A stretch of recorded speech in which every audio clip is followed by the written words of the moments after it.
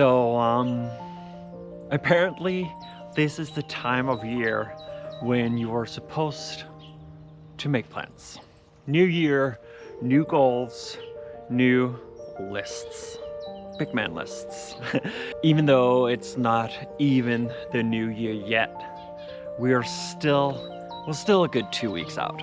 But somehow that doesn't stop us. And yes, I'm fully aware that making a plans for next year list is a bit of a cliche. But if I'm being honest, I actually do pretty well with lists and plans. They keep me from starting 12 projects at once and finishing none of them. Well, mostly. So instead of pretending I'm not thinking about what's next, I thought I'd do the opposite and lean into it. Full disclosure, this is the last video of the year, and today I want to talk about what I'm hoping to work on in 2026. Not resolutions, let's not get carried away here. Just ideas, plans, and a few things I already know will test my patience. Before we get into plans, lists, and projects for next year, there's something I keep getting asked.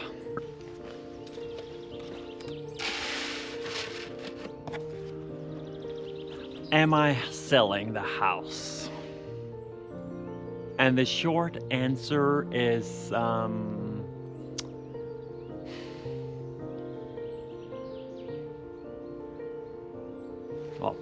I'll save that for the end of the video, because before we get there, I want to show you what's next.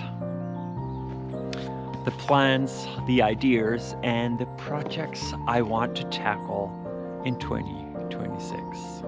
Some practical, some long overdue, and some that will make this place feel even more like home, at least for a little while longer. So let's have a look at what future me has signed up for.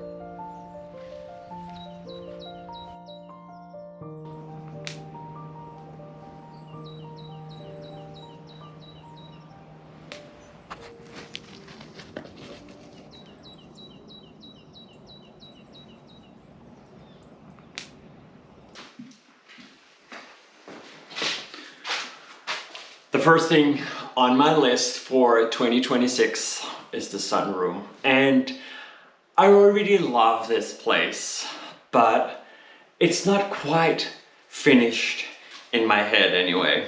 It works, yes, but it could be so much more.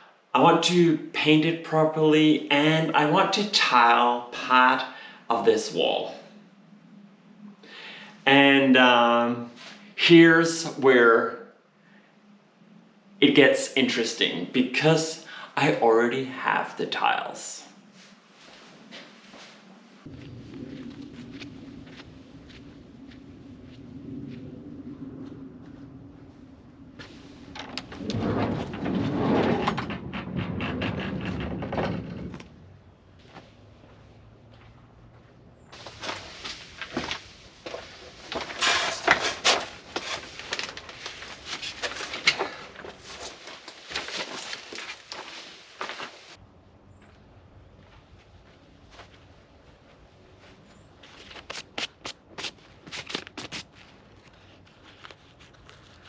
I've had these tiles for years, literally years. I first brought them home for a wall in my old house, never used them.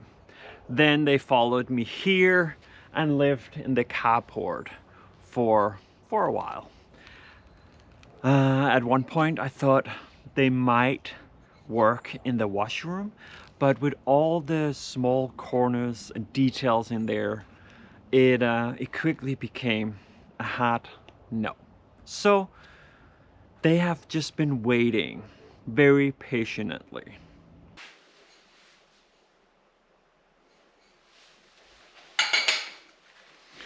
but I think they might finally have found their place. They're green, slightly earthy, and I'm pretty sure I have enough tile for the lower part of this entire wall. I might have to double check before getting started.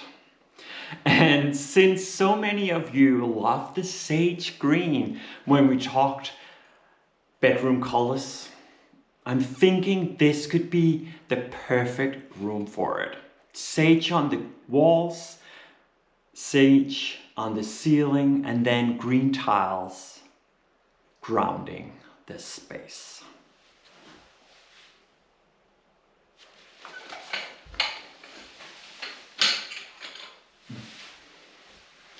I want this room to feel warm even when it's gray outside.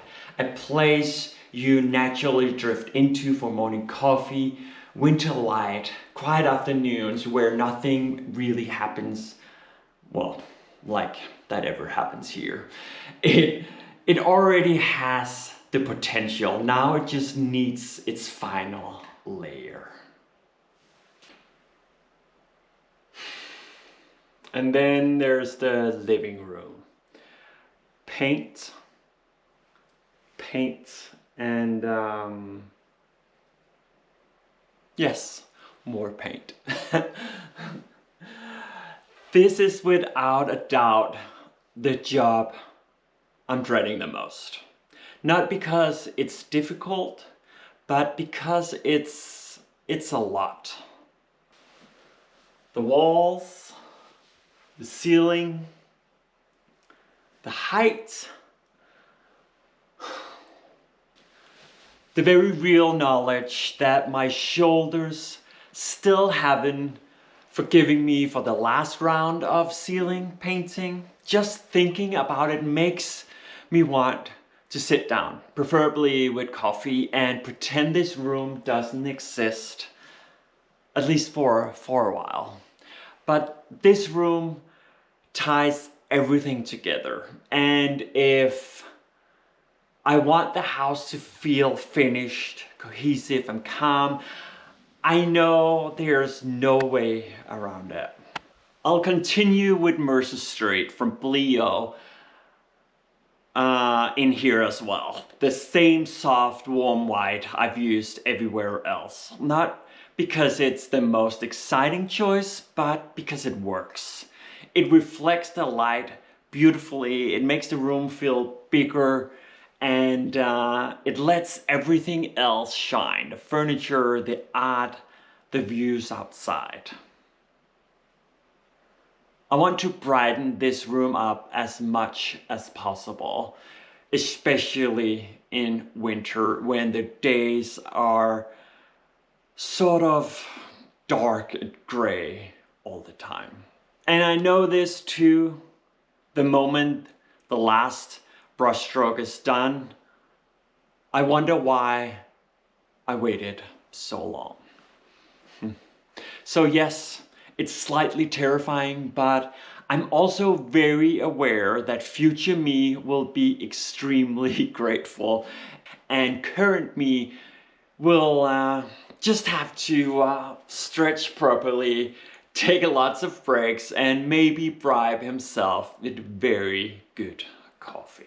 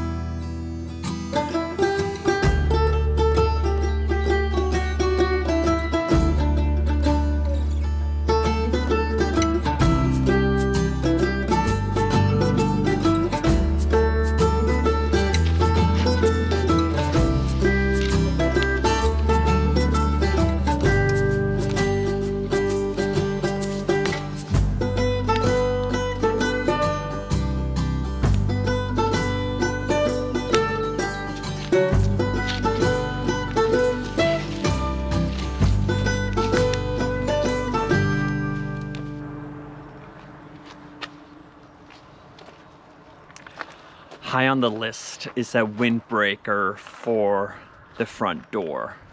And yes, I want to build it myself. Am I slightly reaching for the stars here with this one? Maybe. But I do have an idea, and I think my skill level is finally up to the task. This is one of those projects you don't really think about until you've lived here for a full year, because the wind, it doesn't politely knock when it comes straight across the fields full force. And every time I open the door, it feels like the entire house takes a deep breath and says, "Oh no, not again." That's one thing, but also when it rains, it would be nice to have a little shelter when you come back with groceries and need to unlock the door. The plan is to build something simple but thoughtful. A small structure that creates shelter. A pause between outside and inside. I've already got a good starting point. I have a stack of the original red roof tiles, and I love the idea of reusing them for the roof of the windbreak, tying it back to the house and giving it that proper grounded feel. For the sides, I want to continue the same language as the greenhouse. That simple wooden structure, light, practical, and honest.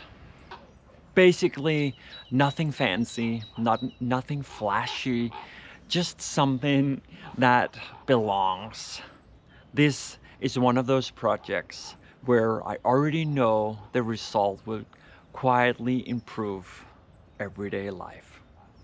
No big reveal, no dramatic transformation, just opening the door in the morning and not being hit by the wind like a personal insult.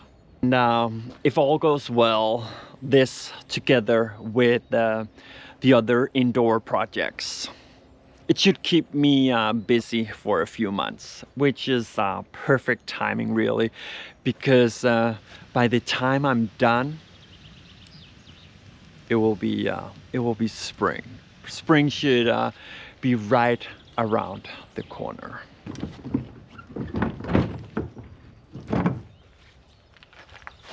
And finally, the least glamorous project of them all, the garbage cans.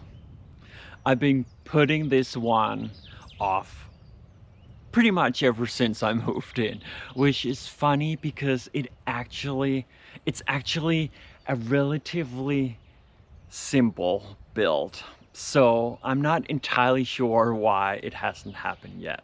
I think it's because it's one of those projects that doesn't feel exciting. No before and after drama, no cozy lighting, just bins. But they really do need a proper home. Right now they're just there, greeting me every time I come home, judging me quietly, I'm sure. So the plan is to build a simple enclosure, practical, understated. Closed on 3 sides, open in the front for easy access. I'll continue the same structural language as the greenhouse. Wood, clean lines, and simple latches across the sides. Nothing fancy, just something that makes them disappear a little. And honestly, projects like this might not be glamorous, but they make a huge difference. They're the kind of details that quietly elevate everyday life. the kind that makes a place feel considered, finished, or at least finished enough that the garbage cans stop stealing the spotlight.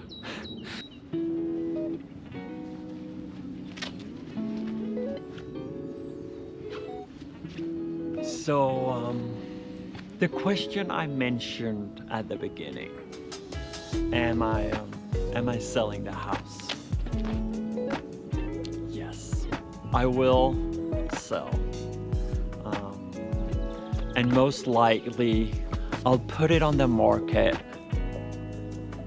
in the spring, when the tulips are flowering, when the garden smells a bit more alive, and everything feels a little less gray. And you might ask, why not stay a bit longer and enjoy all the work that's been done? The honest answer is, I know myself. Without projects, I'll slowly turn into a couch potato. And as much as I love the greenhouse and the garden, there's only so much I can do here. I think I'm ready for a new project, something slightly bigger, with more garden, maybe space for chickens, and definitely more space for Alvar to supervise. This house has been incredibly important chapter for me. I've learned so much here, and about building, patience, and trusting the process. Before I let it go, I want to finish it properly. Make it the best version of itself. Not rushed, not half done. So our first part of 2026 is about that. Finishing strong, enjoying the work, and taking you along for every step. Before we turn the page, I just want to say thank you. Thank you for watching, for commenting, for encouraging me when things felt overwhelming, and for being part of this little corner of the countryside. It truly means more than you know.